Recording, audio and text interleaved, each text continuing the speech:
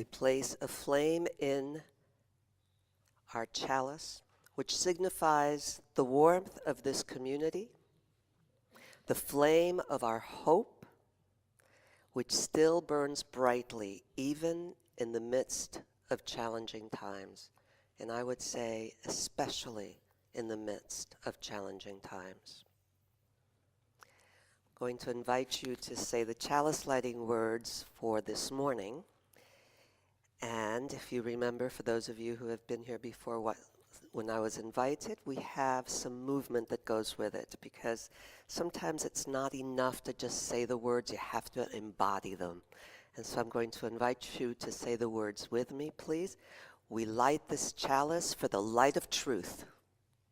We light this chalice for the light of truth, for the warmth of love, and for the energy of action. Lovely. Thank you so much. This is a story that I'd like to share with you this morning that happened a long, long time ago, or it could be happening today. Lydia was one when she first learned about Christmas. And the way that she learned about Christmas was her mom was holding her, and her little eyes were looking at the tree. And Lydia's eyes shone so brightly. And she kept reaching her hand out to touch the tree. By the time she was 2, Lydia loved the lights on the tree. And by the time she was 3, she learned about Santa Claus. Lydia loved Santa Claus. It was really hard. Is the sound okay? Someone's saying that the sound is okay. Thanks. Really hard, really hard to tell her that Santa Claus was not Jesus' dad. But she loved Santa Claus so much. She loved Santa Claus so much, by the time she was 4, she saw him on every corner. And she said, "Oh, Santa Claus." She even loved the big mechanical Santa Claus whose head went side to side and said, "Ho, ho, ho, ho, ho, ho, ho, ho, ho." You want to help me with that? Right? Big. Ready? Ho, ho, ho, ho, ho, ho, ho, ho, ho.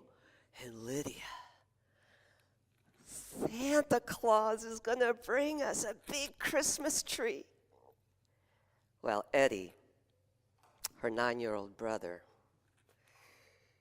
was a little, he was a little older. He kind of understood things. And his mom said, "Eddie, don't you dare. Don't you dare. Don't you dare." All right. And of course, Eddie didn't. He was such a nice, kind boy. You see, his dad and Lydia's dad had died when Lydia was born. So it was just the 3 of them. And Lydia's mother worked really hard. She worked so hard that in the morning she would take Lydia to kindergarten, preschool, and Eddie would go to school. And then she'd pick her back up at night and walk up the stairs carrying all the groceries. Some of us know that story, right? Some of us may have lived it. Many of us are living it now. So what happened is Eddie and his buddy Vince were talking about what they were going to get for Christmas, and Vince said, "I'm going to get some ice skates." And Eddie said, "Well, I'm going to get myself a bicycle. I know that Santa will bring me a bike. It's going to be red, and it's going to have those things flying, and it's going to have a red light in the back, and it's going to be great, and it's going to have a siren. And so he showed Lydia how the bike was so fast. Right? Should I? Look, Lydia, look at how fast I'm going on my bike. And did the siren sound.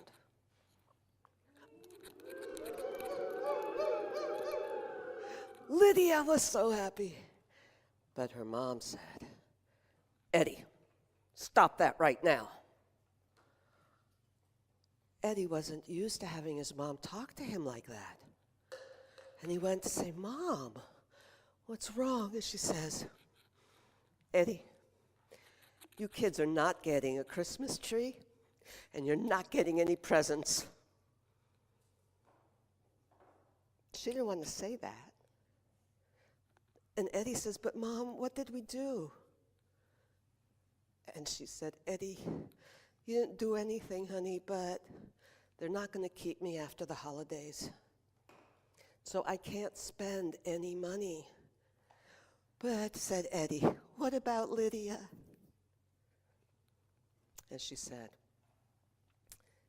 Lydia's going to have to learn to do without, because so many people do. And Eddie was crestfallen. That night at the dinner table, Eddie was sweeter than usual to Lydia. And all Lydia talked about was Santa. Yes, Santa's going to bring us a beautiful tree with lights. Eddie had an idea. So after Lydia was put to bed, he said to his mother, Mom, if we could wait a couple of days, maybe I could work something. And his mom says, Eddie, what are you going to do? He says, Mom, just trust me. She goes, what, you believe in miracles?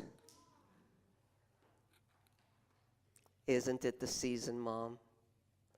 So finally, the mom said yes. What are we going to tell Lydia? Lydia's only 4. Just, you know what? Let's just tell her, let's put Vicks Vapor Rub on her chest and tell her she's sick. I know. And you know what? She believed it. Yeah. Oh, Vicks, I must be sick. Christmas Day came and went. It was a normal day for Lydia. She was in bed, sick. And then Eddie says to his mom, Mom, I want you and Lydia to stay in the room all night and don't come out until I tell you. Okay, Eddie. She was just so tired. It was New Year's Eve. Fireworks went off. Lydia woke up and she goes, I want to see the tree, I want to see the tree, I want to see the tree, I want to see the tree. And Lydia's mom says, shh, go to sleep. In the morning, Eddie said, okay, you can come out, and opened the door. And every inch of wall in the apartment was covered in Christmas trees. Big trees, little trees, fat trees, thin trees. There was tinsel. There were even ornaments hanging on the tree. And Lydia's mom came out, and the smell of the forest.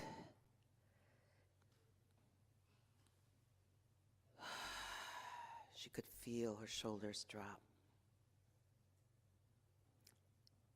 And then she said to Eddie, Eddie, how? He says, well, Vince and I went out and gathered all the Christmas trees we could find, and we brought them up, and we put them all around for Lydia. And Lydia's mom says, Eddie, look at Lydia.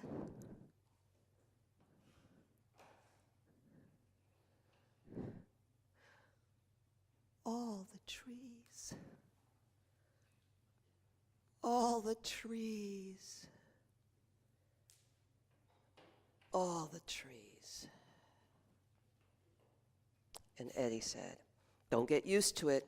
It's just for this one time because Santa was late.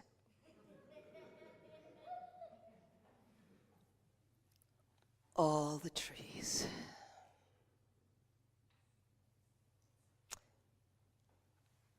Is it a miracle? Was it Santa? Who was it?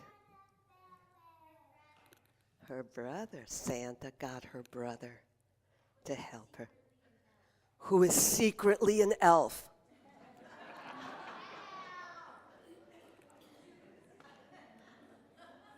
Who knew? It touches me so deeply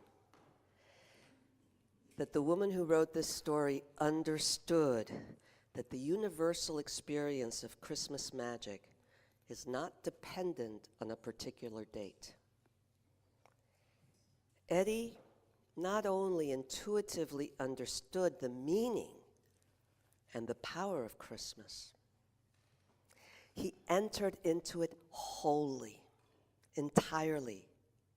He lived into that moment, that space between the real Christmas and the real Christmas. And that is what I am inviting you to today. To live into an archetypal, symbolic world, this liminal moment, the in-between time, in the threshold of a new year from old to new. And just so you know, liminal comes from the word limen in Latin, which means threshold. And I'll tell you more about that in a minute. Because when Reverend Natalie so kindly invited me back to preach today on the Sunday after Christmas, I knew exactly what I wanted to provide. I wanted to provide a moment of quiet contemplation, poetry, music, and I knew that there had to be candles. And I also knew that I needed to understand why I knew that. Why I had the need to pause before the ramp up for New Year's, before these celebrations begin in earnest and there's more eating and there's more joviality to be had. Whence did this impulse to slow down, to savor the moment before the next harried breath? I knew what we were entering into is not the day but the meaning of it. So, like Alice in Wonderland, my curiosity compelled me to follow multiple rabbit holes into other dimensions, mythology, depth psychology, myths, secular, religious. I went to ancient Greece, I went to Egypt, I went to Mordor, the Guardians of the Galaxy. I went to Baroque churches. I went to one of my mentors, but not in real life, but from my reading to Jung and archetypes. China, Japan, Greece, India, the Amazon, the Maori, and not all of them are going to appear today, but they are in here because each one of these stories, rituals, myths carry the same type of meaning, the same depth symbol. And so I'd like to share, as we enter into this exploration of the archetypal, a poem by Mary Oliver called The Buddha's Last Instruction, and it captures that liminal moment, that threshold crossing between life and death. She writes, "Make of yourself a light," said the Buddha before he died.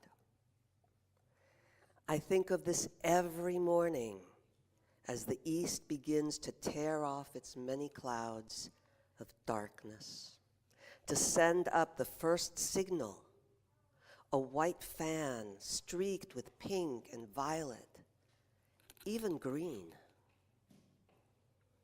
An old man, he lay down between two salad trees, and he might have said anything, knowing it was his final hour. The light burns upward. It thickens and settles over the fields.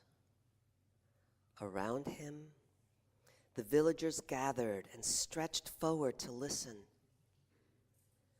Even before the sun itself hangs, disattached in the blue air, I am touched everywhere by its ocean of yellow waves.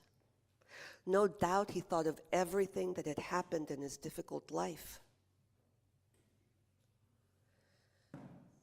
And then I feel the sun itself as it blazes over the hills like a million flowers on fire. Like a million flowers on fire. Clearly, I'm not needed.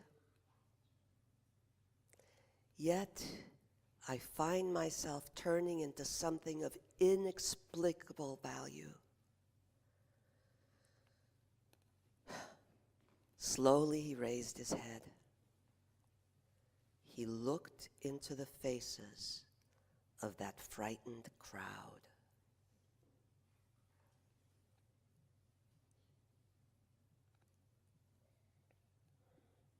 Mary Oliver captures that liminal moment, that archetypal universal moment, what Jung calls the archetypes, what Marie-Louise von Franz calls nature's mandates, nature's constant things that don't change. They're natural cycles. You look at life and death, right? You look at mother, father, child, wise woman. We know them without knowing that we know them because they're natural patterns. So if I told you that I just planted my tomatoes, not in the greenhouse, but 2 days ago in Olympia, what would you say to me?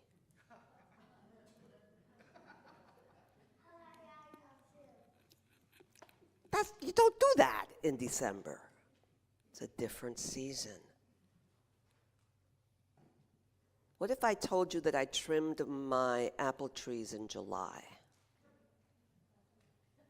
You don't believe me? Of course not. We know universal patterns because they're universal. Even if there's only 2 seasons, rainy and dry, there are mandates to each one. So this is the archetypal time of going down and in, quiet, reflective, introspective, of crossing thresholds. How do we know? How do we know what a threshold is? Because we know about symbols. Symbols are the carriers of the energy and the meaning of any particular natural phenomenon. Right? So let's just look at the symbol, the image of the nativity, since it's still pretty fresh in everybody's minds, right? You see it. What do you see? You see Mary and Joseph and the little baby born in quiet, in solitude, away from the prying eyes of the collective, right, that would judge because of the color of the baby's skin or of the circumstances of the parents. We see the union, the moment of the divine and the human coming together. What will this one life bring to the world? Whether it is a child, an idea, a concept. It is that moment of uniting. Jung said, "We are in need of the symbolical, badly in need. Otherwise, we live banal, ordinary, rational or irrational things. When we have no symbolic life, then that life is tedious and flat. I'm sure you've heard this quote by Thomas Hobbes. He says, "Life is solitary, poor, nasty, brutish, and short if you don't have symbols." Shakespeare says, "Life's but a walking shadow, a poor player that struts and frets his hour upon stage and then is heard no more. It is a tale told by an idiot, full of sound and fury, signifying nothing." We don't want to live in that world. I don't want to live in that world. I want to live in the world that is full of meaning. Not because we make it, but there is meaning.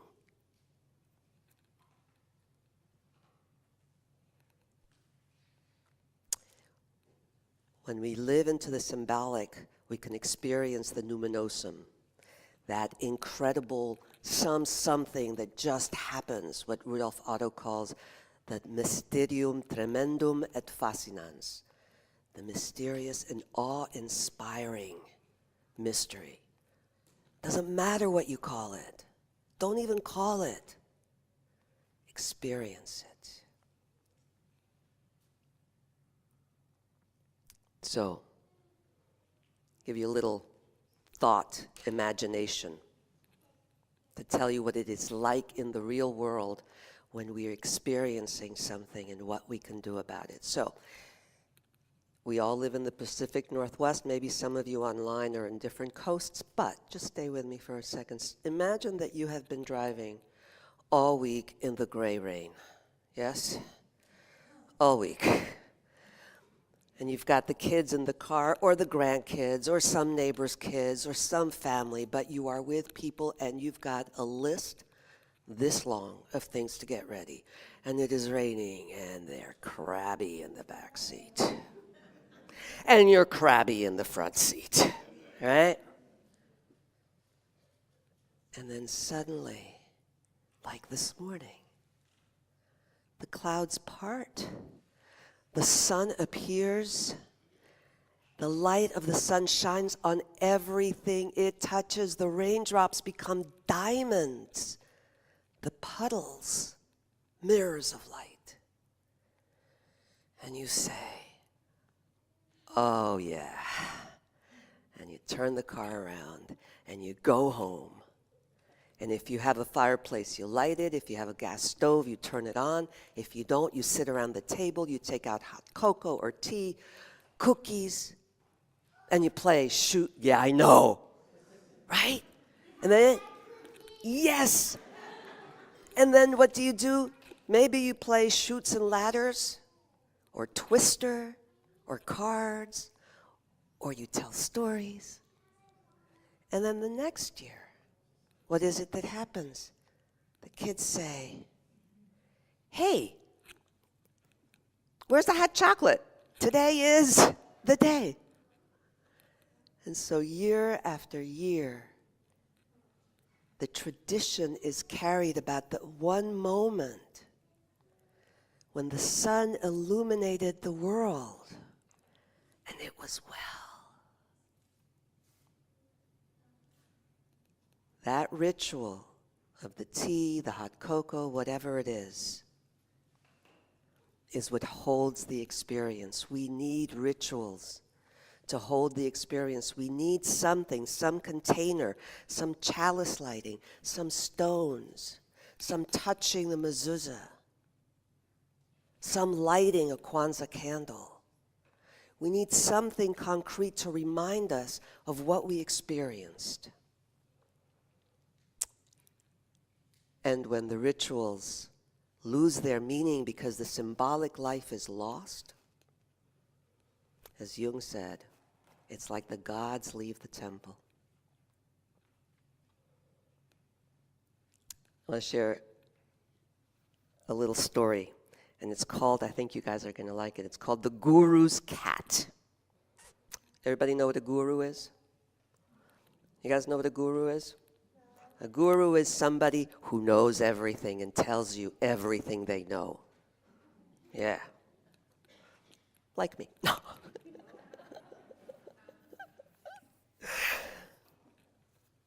So every time that the guru went to worship, the cat meowed and pawed on him. So what did they do? What do you think they did? What? He did scratch the guru. So what did the people do to make sure that the guru was not disturbed? Any guesses? They tied up the cat very nicely. No, they did. They took very nice care of the cat. And so it became tradition, what? That before worship, you have to tie the cat.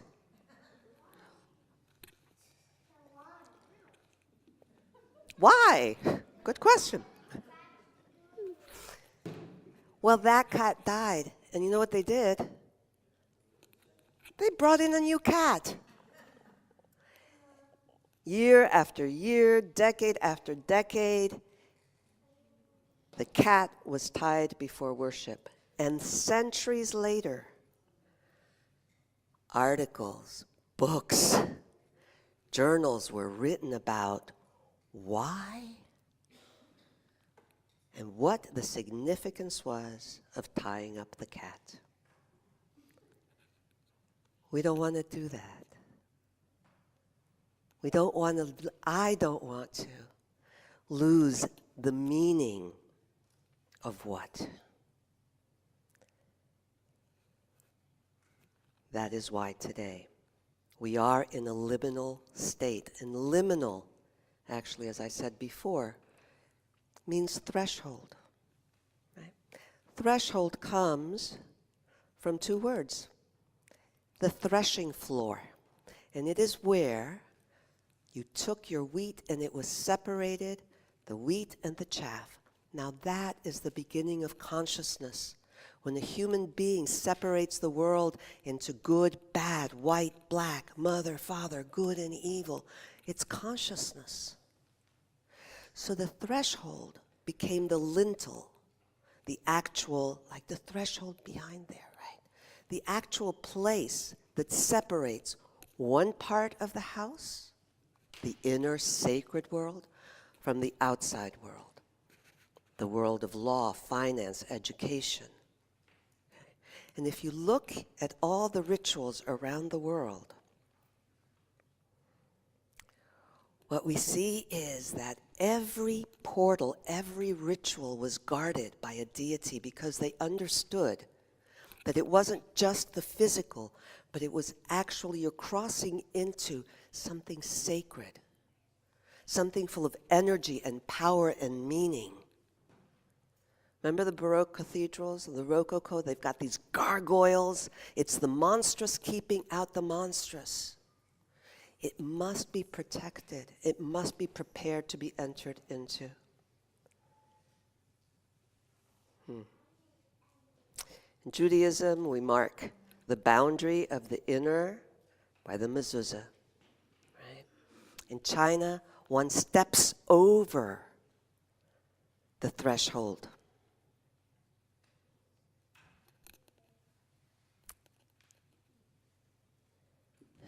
I want to live in a world that recognizes the absolute necessity of consciously entering into the unknown because we don't know, and is prepared to do so because we recognize the sacred and the responsibility of consciously attending to our inside, to our inner life, so that we may cross into the outer world. My hope and prayer is with deep peace and meaning and understanding. So how do we do that? Yeah, I'm going to tell you how we do that.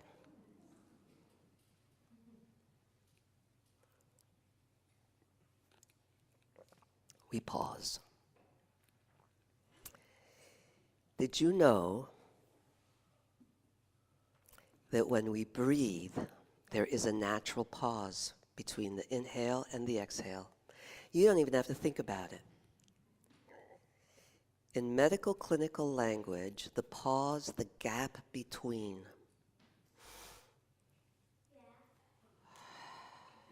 is called the auscultatory gap. Auscultatory, from listening.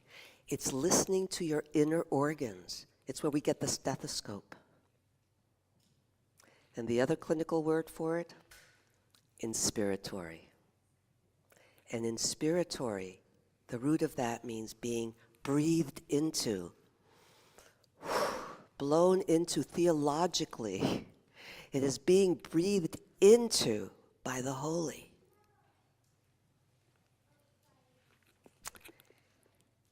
Can you put up the image? There we go. All right. You see this image? You see the space between? That is the liminal space. That is the moment before creation. It's also called a neuron gap, because neurons don't touch each other. But what they do is they create synapses and connection. That's the space we're in.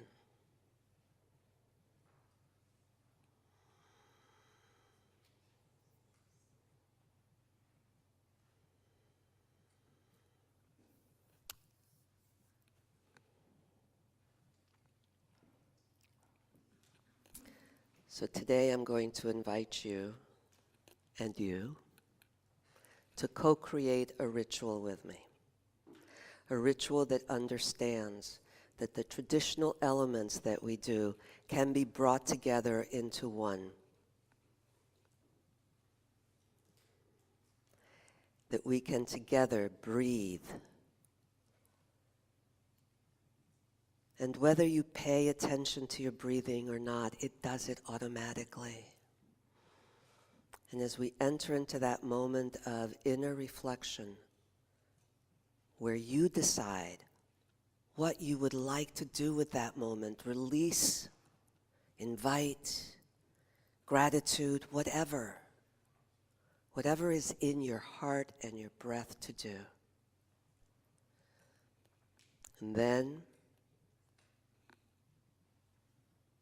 as you're willing and able, to take the stones, place them in the water, knowing that whatever you want to release, to remember, to hope for, will send ripples out into the community. Then, as you wish, to light a candle.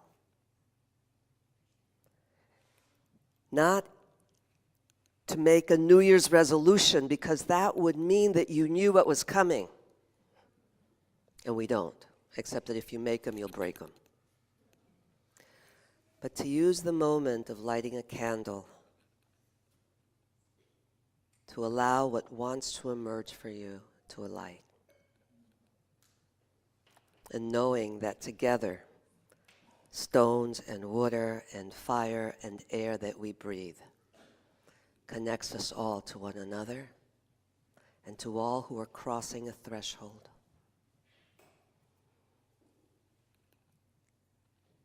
As always, when it is time to do the stones, if you will come out the aisles and then return by the center aisles, and the candles will be left burning.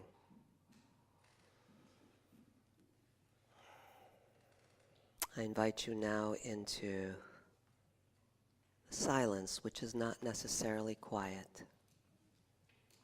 to attend to your breath.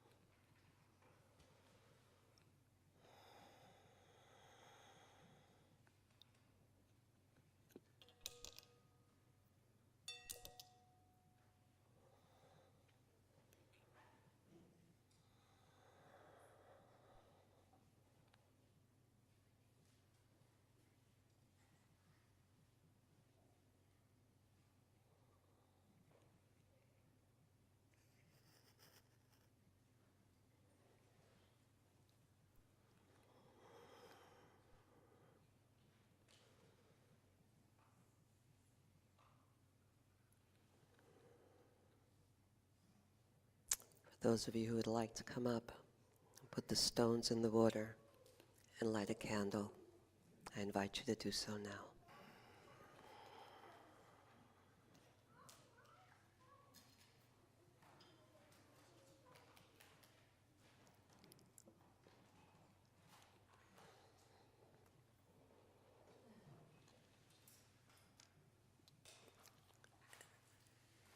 Here are joys, sorrows, hopes, everything that you have brought into this container. You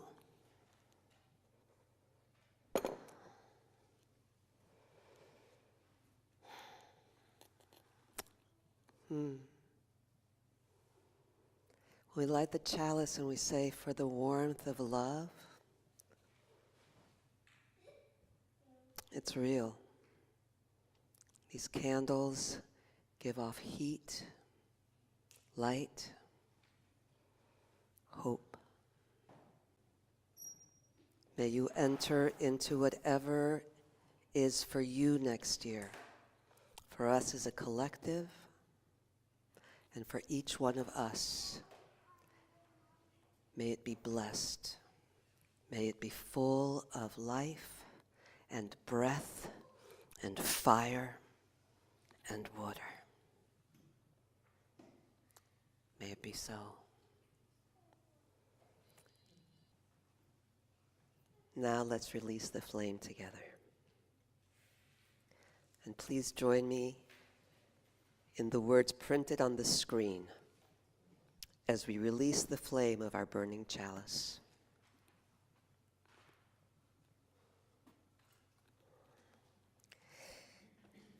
We release this flame, but not the light of truth. We release this flame, but not the warmth of our community. We release this flame, but not the fire of our commitment. These we will carry in our hearts until we meet again.